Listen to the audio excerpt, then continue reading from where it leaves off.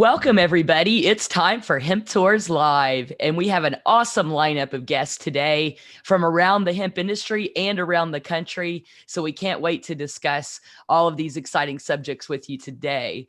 I'm, of course, your host, Leah Laxtons. I'm a native Kentuckian with a passion for hemp, living in the great state of Texas. And I've got my two awesome co-founders and co-hosts with me here today. We've got Cynthia Morales, our fantastic producer. What's up, everyone? Happy Thursday. Absolutely. And we've got the hemp captain in the house. Hey guys, great to be here, guys. Awesome. And I'm super stoked to introduce our two amazing guests. We've got Michael from Farm to Shelf, our returning champion. What's up, Michael? Hey, how's it going? Thanks for having us back. Absolutely. And we've got a very exciting special guest, Olivia with Focus Hemp Company. How are you, Olivia? I'm good. I'm really excited to be here and I appreciate you having me. Well, we're excited to have you here and your unique insights on this crazy and amazing industry. So tell us a little bit about how you got started in the hemp industry. So I guess it's interesting to hear that you're from Kentucky because I actually was born and raised in North Carolina. So I was in an area where, hemp and cannabis was a lot more controversial, but I always had a personal affinity for herbs, which soon turned into, an affinity for like herbal medicine. I had my own health issues, starting in my teen years that I think that herbs have been really beneficial to. I've had family members that have mental issues and physical health issues. And there's also the beauty side of it. So I had a personal interest in a lot of herbal creations as I was growing up. And I was getting a lot of traction there with other people sharing the same interest in products that I was putting together. And whenever I decided to move out to Oregon, because I definitely had some relatives that were close by, and I had a lot of people being like, you just need to give it a try out here, you'll kind of fit right in. I had already discovered CBD and been trying to explore it at that point already, but it was really difficult where I lived. I knew that what I was getting didn't seem very reliable. I never had test results for anything. And I didn't really feel like I was getting the experience that I was looking for. So I ended up making my way over here to Oregon. I got my hands on a lot of reputable sources, learned a lot more about the industry. I immediately dove into as much education as I could get about it because personally, I just enjoy learning, but it also helps the more that I know. And I started to realize how much it could actually do for me. I realized how much it could do for your pets is a really amazing example of what cannabinoids can do to help. And then what it could do for my family members. And the more that I learn about cannabis, the more that I learn about how herbs and cannabis they're the same thing. There's not really a difference there. So there's no reason not to pair the two. And a lot of people have had faith in herbs up until this point. You hear of Chinese herbal medicine, people drink tea on a daily basis, and there's a reason for that. So, for me, herbs were kind of like the interface into cannabis and using hemp as medicine because they work really well together. So, and then it kind of blossomed from there. Because I had a really good interest in making products and utilizing them. And my family were really, really good examples of people that, if it helped, obviously they were going to be honest about it. And it's helped my family a lot. I've taken my brother off of medications that he was taking because he has autism. And it's just really helped the quality of life for myself and others that I love. So. I love that. Yeah, very similar background, the Carolinas for sure, very Kentucky-like vibe. So it's interesting, like great people, but definitely a little different on the cannabis side, although a lot of progress is being made in those states as well. Yeah, that's so cool. And Michael, of course, I think you guys know each other. So tell us a little bit about your backstory for those may have not heard last time and how your connection to Olivia and Focus. Yeah. So it's almost 3-4 years ago now is when a group of us out in Oregon decided to go ahead and really start Focus Hemp Co. So Olivia, myself, along with about 3 or 4 others were the founding team. We started off really trying to go into more of the cannabis space, but then we quickly realized that CBD was really more of the medicinal aspect of it, in a sense, for a market entry and whatnot at the time. So from scratch, we've built the whole extraction laboratory. We've expanded it out to not only extraction, but white label production as well. And I tell you, Olivia was the one who masterminded all the products. She's the herbalist who came up with all the formulations. And even myself, I really looked at herbs as, maybe a sugar and spice on the counter before I went out there and really learned what herbs really do, that there's actions and energies, and there's a whole world of herbs out there. And it all comes from, working side by side with Olivia to understand that these products do provide a purpose.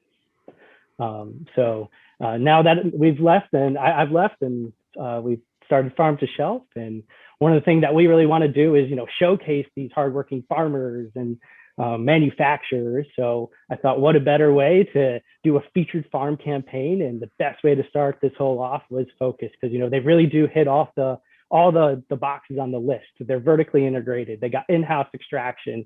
They do full panel testing. I mean, you can even find out what strain of hemp was extracted to make your product. And this all comes from the pushing and pioneering from people like Olivia. That's amazing. And now you're providing these products to retailers across the country, which is really exciting, and in a distribution role. Yeah, we've last time we spoke, we were over in Austin. Now we've made it over to Florida, and just like Texas, Florida's massive. So there's many different markets, whether you're in Miami or Fort Myers or Orlando. You go more towards the beach and the coast. Delta 8's still the hot thing, but you get more into the residential areas. There is that wellness holistic. And it reminds me every day that we're doing the right mission here. There's still a lot of education needed to be out there, and what a better way than to get on platforms like this. And thank you for putting this on, because we need to teach everyone.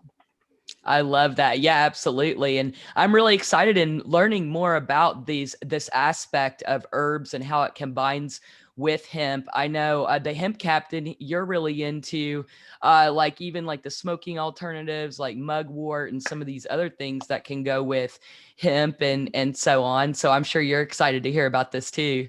Oh, this is like the show for me. I love you guys. Olivia, this is great. And I have a similar story to you. My grandmother was heavy into herbs and vitamins and things like that. And so from a young age, I had been studying herbs since I was 9. But of course, seeing the connection of what the plants do, and also the history of why the plants are gone, or why the average human being on the planet doesn't understand this stuff, is because normally in the past we were raised by our families, and that family line, the books that were written on these things were burnt by the Inquisitions.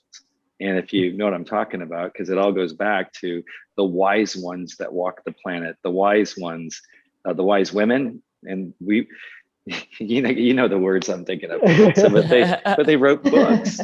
They tested things. They went around the planet and they knew which plants would heal. We know that if we go to a poplar tree or a willow tree, we can get either aspirin or we can get Tylenol by just cutting back the bark and pulling some of the underbark and making a tea out of it.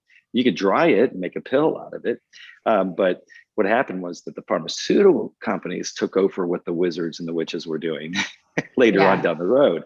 And so the pharmaceutical companies are now the alchemists, and they don't make it out of the plants. They just take different compounds that could be from stones or what have you. They use CO2, different types of chemical compounds to combine a mixture like aspirin is only a mixture of 6 compounds to create an aspirin compound, but it's not from a tree. So it's totally synthetic, meaning it wasn't plant derived.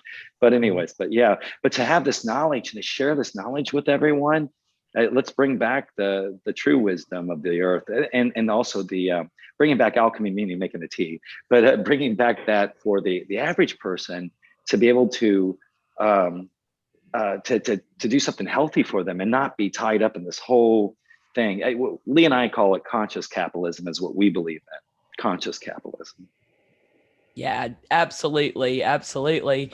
So Olivia, can you give us some insights on maybe some compounds that work well together with hemp and cannabis, or some discoveries that you've made combining these herbs for these formulations?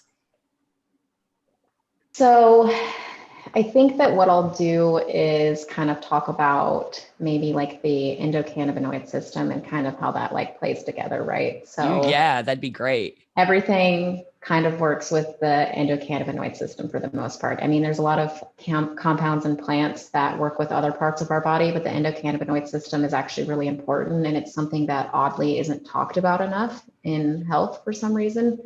We have receptors in our gut, we have receptors in our brain, we have receptors in our skin. So there's CB1 and CB2 receptors. CB1 receptors are more internal and interact with like your lymphatic system, and then CB2 receptors are like what's in your skin. So if you're using like a topical, you're oftentimes interacting with CB2 receptors. If you're doing an oral application, you're interacting with CB1. So there's a lot of things that plants and cannabis have that interact with those receptors. And so basically, we sit here and affect those receptors with things like the plastics that are in the food that we eat, like even just pellets in, Tupperware and stuff like that can get into our endocannabinoid system and mess up our receptors' ability to absorb what our body's producing. So our body sits there and wants to have cannabinoids that it produces and interacts with our endocannabinoid system already. And what we can do is make it difficult. So the main thing that I think that herbs do is they go in and they have compounds like the terpenes, they have the flavonoids, they also have a lot of vitamins and minerals. There's things like polysaccharides. All of those are things that are found in your everyday, as he would say, like spice cabinet herbs, as well as cannabis. And so really the key is to look at like beta caryophyllene or like limonene. There's a difference between some of the effects that they create. Limonene has kind of like an uplifting effect. Beta caryophyllene is a little bit more stimulating, not necessarily uplifting mentally. The aroma goes into play with that, but also these compounds go into your body and they interact with and they stimulate those receptors. So my main drive whenever I started combining herbs with CBD products was not only to kind of help mitigate the fear that someone might have, that it's something that's totally unknown, that could never be considered safe, but also to kind of help utilize the compounds that are in some of those herbs to help with the CBD. So probably the best seller that we have at my company is our pain management tincture. So what we have in there is a combination of kava kava root, skullcap, and blue vervain. And we have a pretty potent milligram amount for CBD. That's not necessarily needed for everyone, but I think that it's really important that I was able to help target really serious chronic issues with people. So what we're doing is utilizing the CBD that's we use full spectrum oil. So we're using the CBD that's in there. We're using the trace amounts of CBG. We're using the trace amounts of CBN. And all of those are considered anti-inflammatories alone. But the main thing that I think that CBD does is that it helps go in and kind of create like a comfort blanket with your cannabinoid receptors. So not only does it help make everything else that's in our full spectrum oil more effective, it also helps create like a more effective gateway for the compounds that are in the herbs to work together as well. So, whenever you hear people talk about like the entourage effect of cannabis, indicas and sativas and stuff come from that. We're kind of creating what I guess you would call an entourage effect with the herbs and the cannabis. So, the compounds that are found, like the alkaloids, the anandamide that might be found in some of these herbs, these are compounds that your endocannabinoid receptor is going to take in and use to help with pain, right? So the reason that we're combining all of those is because we want as many things to stimulate those receptors as possible, make them active, and make them want to receive these compounds that are going to help. And then you can try to get, the most use out of something. And so like with the tinctures, I tell people, especially with the oral application, that you're probably going to take this and you might help your headache that day and it might lower your pain that day. It might even be within 15 minutes because the reason for the tincture application is the oral application underneath the tongue. It's a really quick gateway into your bloodstream.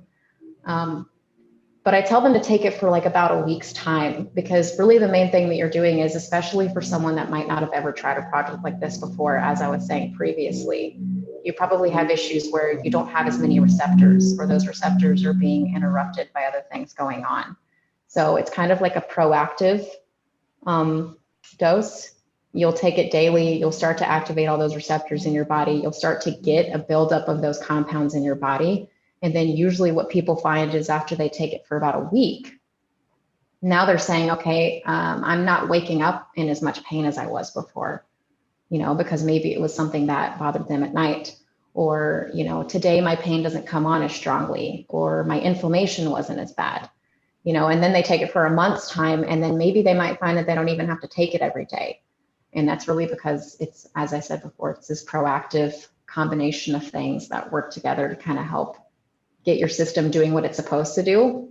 Because really, someone that's in a healthy state shouldn't have to have so much supplemented into their body. And whenever we talk about using synthetic drugs, there's not a long-term benefit from that.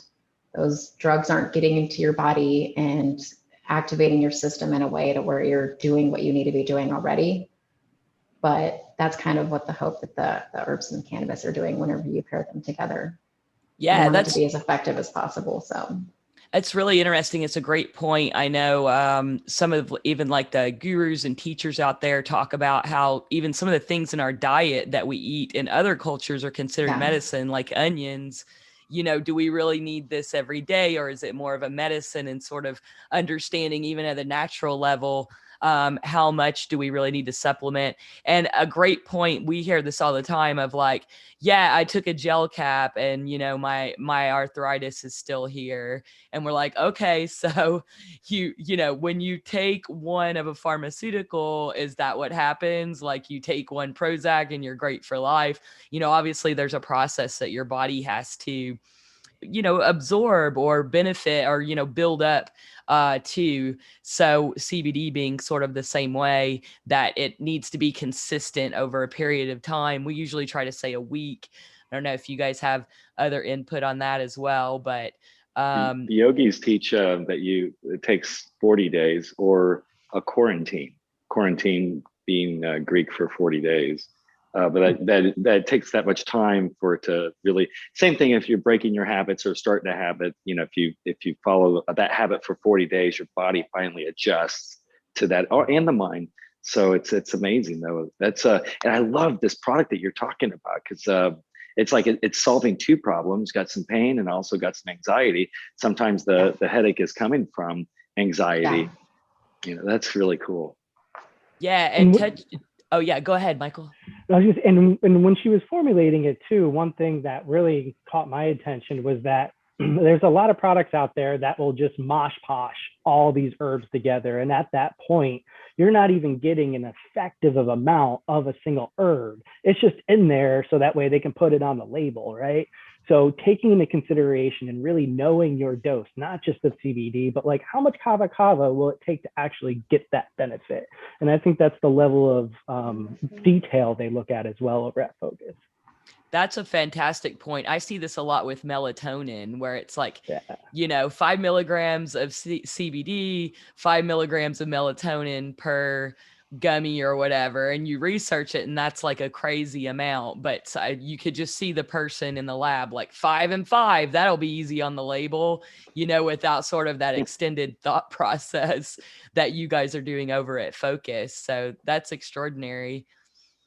And I know off the air too, earlier, we were talking a little bit about that dynamic of sales with formulation and how brands can make that work, because, having been on both sides of that, it is difficult. Like the marketing side, you're trying to get this attention of this person to get them to buy it, but that doesn't always add up on the backside on the actual formulation side. Yeah. I think a really good example that I have of that is topicals. So I was speaking about oral application up until this point, which has a nice level of complicated processes that it has to do with the body. And oral application is always what I'm going to preach to people, but there's a lot of room for topical application as well. And so whenever going back to the endocannabinoid receptor system, you have CB1 and CB2 receptors. So CB2 receptors are almost always going to be what you're interacting with whenever it comes to topicals.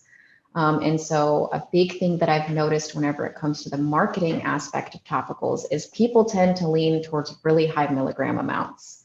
And the reality of it is that you only have so many receptors on your skin, and going and putting like a 2000 milligram topical on your shelf for $200 because it has the most milligram amount might not be more effective than the 200 milligram topical that you could have grabbed off the shelf.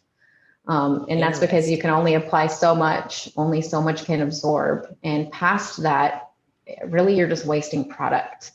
And so, and then speaking to the herbal aspect that Mike was speaking about, which I really appreciate, is I'm sitting there and talking about all these compounds that are in these herbs. And so, I see a lot of topicals out there that'll have like a conglomeration of herbs, and they all might be really, really good, really effective herbs. But since we're talking about how complex these herbs are, if you've got, this much compared to this much, if you want to put it into view of an herb, you can imagine that since it's full of all these things, you have a, non-detectable amount of the compound that you're trying to use. And all of these herbs, there's a lot of different herbs that are good for pain, but you're also looking at the constituents in it that are good for pain. So if you mix 5 herbs together that are all good for pain, but the main constituent in it that's going to be helpful for pain are all different, then you're not truly putting enough of any of those compounds in there to be effective, if that makes any sense. So I see topicals, that stand out to me a lot as far as that aspect goes, because I, coming from a formulation standpoint, actually really wanting to help people. I'm not the one putting money in my pocket really at the end of the day over it. I want to do whatever is going to be most effective. And I think that sometimes that's even difficult for formulators because they know that consumers aren't as educated. So they're going to go for the high price tag, the high milligram, lots of herbs. And whenever we go back to pharmaceuticals and synthetic products, there's usually a really long ingredient list like that. So I think that we've been desensitized to how risky a long ingredient list can be sometimes. It also can show you how aggressive synthetics are because you're putting 30 products into something and yet all these synthetic ingredients have a use. I wonder what that is. But, that's something that's always kind of stood out to me. And it does get difficult because, like I said, talking about the education of the consumers, I think that that's why things like this is so important, because I think that people hear from word of mouth a lot of things that they do. And it'd be really nice if in word of mouth, the educational piece starts to fit in. If people say, hey, you want to go try the CBD product for, your carpal tunnel on your wrist, but here's some really good brands. And I know that because of this, and this, not just because this one has the best Instagram or whatever else it might be. Which, it's one of those topics that's really interesting because it's like the same concept as, like what social media and the internet does for people on the negative aspects as well too. Like people might have drive to go and be the most fit person or something else like that, or have the coolest car or something else like that, because social media can hype it up, and then we kind of fall into the same issue there whenever it comes to the cannabis space and the herbal space. I think sometimes there's a divide between what's cool, what seems the most interesting, and then what's actually going to be the most beneficial for you. So. Yeah, absolutely agree with that. With our tour stats, that's what we see is despite how many people have tried cannabis and CBD products, the vast majority don't really know what they've tried. Like they're just starting to look at milligrams. And I certainly was that way when I first started trying cannabis. I didn't really understand anything like that of dosing and milligrams and anything. So you have to sort of put yourself back in your original shoes and know that that's how the vast majority of consumers are thinking right now. They've just started to grasp the concept of how many milligrams, but there's so many gaps, even just full spectrum, broad spectrum, and isolate, the terms we throw around all the time in the industry, very confusing to the average typical consumer. So we have a lot of work to do, but all of us together, we're making those inroads. And of course, I think the retailers have the most significant role in that because they're hands-on there every day with people who have these questions, and guiding them through that journey is so important for the retailers to do on their side as well.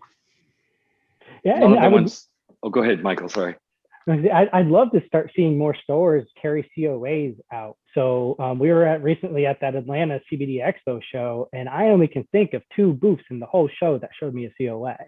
So to all the retailers out there, let's put some COAs out and let's provide that education before they walk out. Now, don't just sell them that product, show them how to scan the QR code and walk them through that test result a little bit, so that way they can then teach their friends as well. Yeah, absolutely. No boring QR codes. That's our campaign yeah, right now. 100%. We want, it's like you have this great opportunity to take a consumer to your website. They are getting really trained on scanning these codes because they want to see the lab report, even if they have no idea what it says or means. Like just the fact that it has it. And I'm kind of that way now too. Like if I can at least scan it and something comes up, I've at least taken you out of like the no box into the okay, maybe box, So consumers are kind of the same way. They want to be able to scan, but why not have a great sales page there that tells them the story of your brand, explains the product to them, explains the lab report, how to read that in a video format. Like you may never get this opportunity again to have this person's attention that just scanned your bottle. And in any other product, you don't get that opportunity. So let's take advantage of it instead of just, I think the worst to me, well, the worst is when it goes to a broken link. But the really are just almost as bad is when then it goes to like this page with 9,000 different products, SKUs with dates and batches, and you have to like match the batch to there and select it and then select the other thing, and then it pulls up a PDF.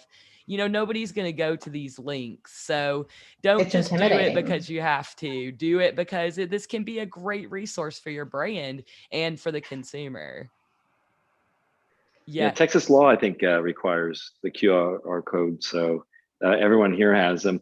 We had pharmaceutical companies that came in that were starting to manufacture products that we dealt with and talked with, and someone would say, why do you guys want a QR code? This is crazy. He says, we came from the pharmaceutical industry, and so we don't do that. We don't even send it out for a third-party test. Why would we? You guys are crazy. Why do you expect this sort of thing? And we're like, well, it's got 0.3 THC. So, I mean, we have to be compliant. You don't want someone driving home and get arrested. It's your fault, So we have to double check these things and learn about how to do these things so that we protect our customers. Absolutely. Yeah, and we have the third party full panel requirement here, which is cool too. Now, is it being implemented and regulated?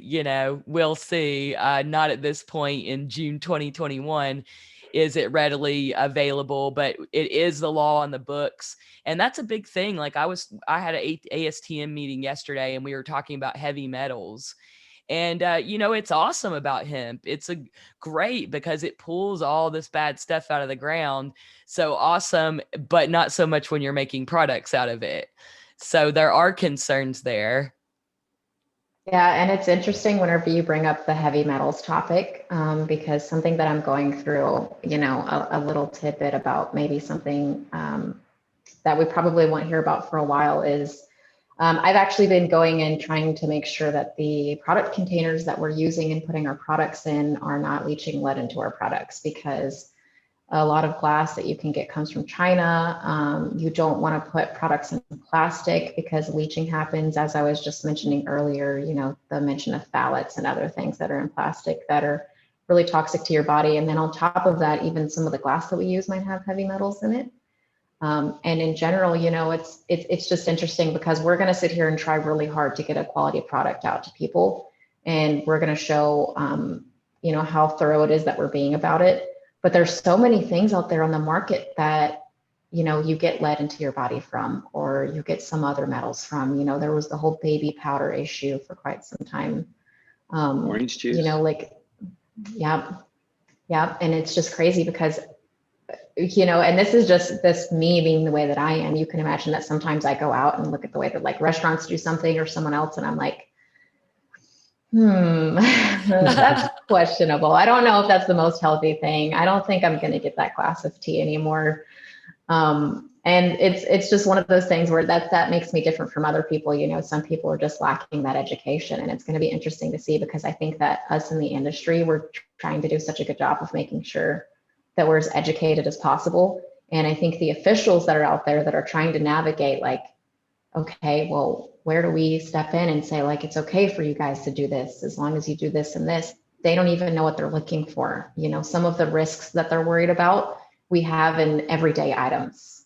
But we're going to be held to a really high standard. And so, but the fact that we're sitting here and being compliant with that and saying, okay, we're going to do what we can to allow you to hold us to this high standard, I think should be a really beneficial thing that we can be proud of ourselves for, you know, at the end of the day. Yeah, Has absolutely. anyone came out? I guess we have Leafly, but with a Cannapedia or a Hempopedia or something like that. You know, I mean, so instead of Wikipedia, because Wikipedia sucks. Like of commonly used terms, or No, I mean actually, you know, a resource with true scientists, true herbalists that have some legitimate, you know, information for people to do research, because it's like I know exactly what I'm doing. I read it on Wikipedia. It's like no, it doesn't. No. yeah, and I think that's the thing with our industry too, is we're still It learning so is difficult. much. Yeah, it really is. And we're just continuing to Yeah, learn so something much. else. Go ahead, Olivia. It's a lag. Oh, sorry. I think I Sorry, was yeah. having a little bit of a connection issue. I wasn't sure if I was interrupting you. I think that another thing that I've noticed, I've tried to, you know, like, because I have some employees, I just love them. They're so good. They come and they try to be like, how can I educate myself more? Because everything I'm learning from you. And I'm like, well, the interesting thing is that if you go and you jump on Google and you start Googling certain things, one of the things that you're going to find is that you end up on pages of websites of companies trying to sell you products. And so inevitably what ends up happening is all these sources are come from people that are trying to sell their product. And then whenever I start looking around at it, I'm like, gosh, well, no wonder people think that this is the best route to go, because you're looking at a lot of product pages where people want to sell you the product. So all the education that's going to come from it is what's good about their products and et cetera, et cetera. And so it might be And all the misinformation. Weird, yeah, exactly. And the thing is that also, you know, you can't always blame these manufacturers, because it's this kind of gray area. You know, if you say too much, then, you know, you might get like a little paper telling you that you can't sell a product like that. You're making health claims, like yada, yada, yada. So it gets really difficult, because you don't want to sit there and put yourself in a bad place where you overeducate and make yourself seem like you're making claims. And if you don't educate enough, then you might feel like you're sending people with products that they don't know how to use, or they don't understand what the use is of it, things of that nature. So it is really interesting whenever it comes to the educational piece. I find that there's a lot of different sources that I rely on. And I'm also one that I tend to double check just about everything, because it's always changing. We might learn something new tomorrow that we didn't know today. So. Yeah, No, it's just science is that way. Sorry. Yeah, it's the nature of this new industry and the science behind it. Absolutely. It's been a wild ride, and it's going to continue to be a wild ride. And for brands especially, it can be dangerous to say too much, as the FDA's made it clear that even small brands are not immune to the letter and the slap on the wrist and the fine that possibly goes along with going too far into making claims and providing even education materials like white papers on your website. You have to be very careful about the way that you link those, for sure. Our good friend Asa Waldstein has always great webinars on that, on the compliance side, that definitely always scare me every time I watch one of his webinars. I'm like, have to go back through everything and, oh my God, let's make sure we didn't say anything. You know, you don't want to make the FDA upset, certainly. Even customer reviews, if someone else's opinion is on there, even though you're not saying it, if it's an automated through a plugin, you have to monitor that, because that's now technically a medical claim. Absolutely. And that used to be kind of the, people thought that was the workaround. Like, well, as long as my client or, you know, my customer's saying it, the FDA quickly decided that was not true. And so it's just so hard to find accurate information. And again, I think that's where that retail employee is so important, that even though people are buying a lot through the e-commerce and the internet, having a live chat there that duplicates that representative process is really important. And then getting those individuals educated, which that's a whole nother story. So that's awesome. Well, this has been such a fun conversation, Olivia. I want to show everybody your website and tell our audience how they can get in touch with you if they do have questions about Focus products. So on our website, we do have a few different options that you could go about for buying your product, depending on what it is. Speaking back to the regimented everyday dose that I was talking about with tinctures, we have a subscription option for tinctures. So every 30 days is about how long a bottle is going to last, because I think that that's a great way for someone to get started. Kind of back to what the hemp captain here was saying. Is the 40-day concept.